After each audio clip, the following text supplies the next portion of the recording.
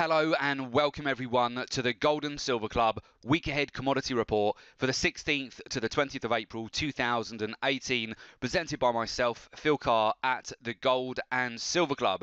During today's session, we will be analysing the latest developments in the commodity markets and discussing our outlook for the week ahead. We'll go through a week ahead on the markets, so this week's market moving events, and also a trade watch list with upcoming opportunities and markets to watch. The major news which will impact the markets as we go into the open on Sunday and also as we go into next week as well has been the US, UK and France striking on Syria chemical weapons site. So this has been the biggest military action against President Assad so far. You can see a lot of this breaking news which came out early in the morning on Saturday confirming that US has decided to strike Syria, and we've continued to just really see a flurry of updates here from the UK, from Theresa May. We've also of course seen France Macron say he's ordered French military intervention in Syria with US and Britain. So we're getting a lot of these news feeds which are continuing to come through over the course of Saturday here as well. And we're also of course monitoring the response from Russia here as well. So far Russia has denounced the US-led Syria strikes but has dampened fears of a wider conflict. But we really want to see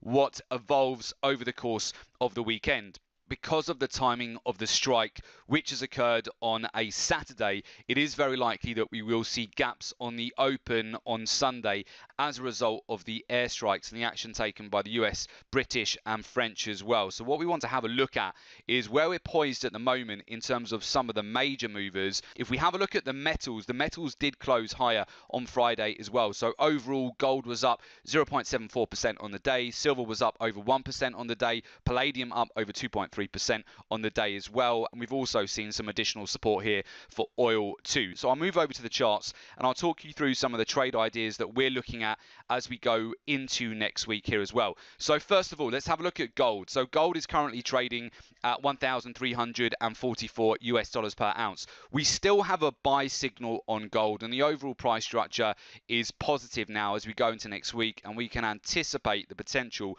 for a gap here on the open if we do see an additional escalation over the course of the weekend. But given the news that we've seen so far with respect to strikes on Syria, typically you would expect this to have a positive impact on gold, to be treated as a safe haven, and I would definitely watch out for the price action here on gold as we go into next week. In terms of key levels that I'm looking at going into next week, well, certainly first of all I'll be looking at potential for a breakout back above Friday's high here, so taking the price back above 1,347 US dollars per ounce. What I would be looking at then would be a breach and a move back towards 1,350, and then essentially if we can take out the swing highs here which reside at 1,365 US dollars per ounce, which is the swing high also from the beginning of January, that is where we could see a capitulation move and a much larger breakout here for gold, particularly on geopolitical risk like this. This is often where gold will shine, and we might well see a very significant breach if we do continue to follow through to the upside next week. Also, if there are some consolidations on gold over next week and it does pull back slightly, certainly if it was to pull back down to around 1,330 to 1,320, I would perceive that as an accumulation zone with gold at the moment, as we've got all this geopolitical tension in the background right now. So that would be a major buy zone at the moment for gold. If we don't see a significant gap off the open on Sunday, we'll be tracking to see what sort of price structure forms on gold on Sunday too. But don't just look at gold, also look at silver.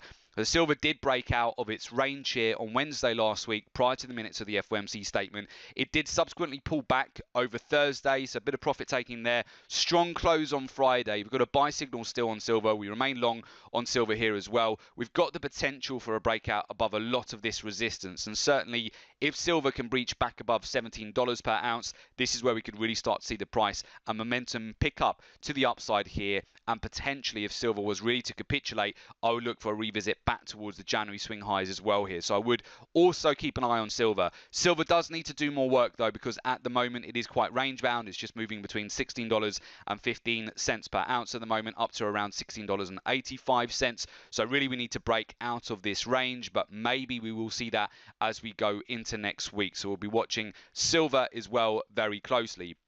Palladium's recovery here over the last week has been really impressive. It's been over an 800-point move. Palladium came all the way back down, retested the swing lows here from September of last year. So we essentially came into a major level of previous resistance. We really overshot support here after this considerable sell-off that we've seen over the last week and a half. But essentially, we've seen a complete V-shaped reversal pattern. The momentum of the move to the downside has been equaled with the recovery to the upside, which is classic for Palladium. And hopefully some of you would have caught this breakout move. It's been over an 800-point move to the upside. So Palladium has had a really strong move here. If you look at the weekly chart, you've got a very strong buy signal on the weekly chart, a bullish engulfing candle as well. I would definitely keep an eye on Palladium. Platinum too has had a decent recovery. We discussed this on last week's report where the gold to platinum ratio had got the most extreme that it has ever been. So relative to gold, platinum was the cheapest it has ever been. And we did see a good degree of support here after the non-farm payrolls last Friday. And in fact, we saw over a 300-point breakout to the upside this week. We've consolidated a bit here over Wednesday and Thursday after the minutes from the FOMC statement. But essentially, the 900 zone down to about 875 has been quite a sweet spot to buy platinum in the past. And that's held up really well as well. We're seeing another bounce from that zone. And so far, the trade that we've got running on platinum is moving well into profit as well. So in terms of the metals, I would definitely be watching the metals as we go into next week to see what sort of impact this news over the weekend, the strikes on Syria, do have on the precious metals on the Sunday open and as we go into next week as well, because where we're poised at the moment, particularly with gold and silver, they're at levels where we might see the beginnings of a breakout of some of the highs here that we've seen over 2018 so far. So I would certainly keep those on the watch list. Other commodities you want to keep on your watch list going into next week will of course include crude oil. So during times of geopolitical conflict, especially in the Middle East, you do want to be watching oil here. So oil here, first of all, if you look at WTI crude oil,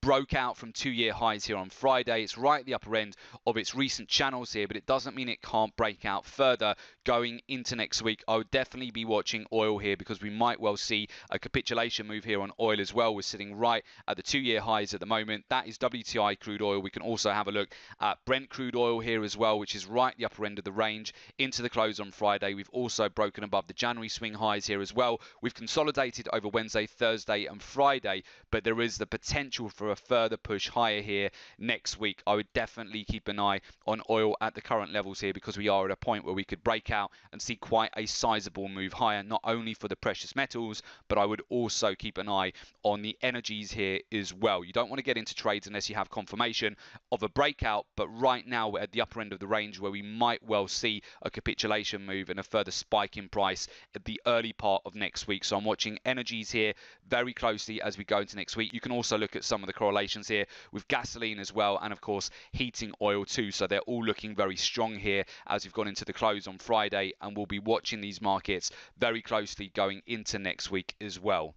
If you'd like to be kept updated real time about the events and the trades that we are taking at the Gold and Silver Club, and you'd like to find out more about our live trading room program, all you need to do is go to www.jointhelivetradingroom.com. So for more information on the private members live trading room program, please go to www.jointhelivetradingroom.com. So with that, I wish you all a fantastic week, good trading, and we'll definitely see you back here on the next one.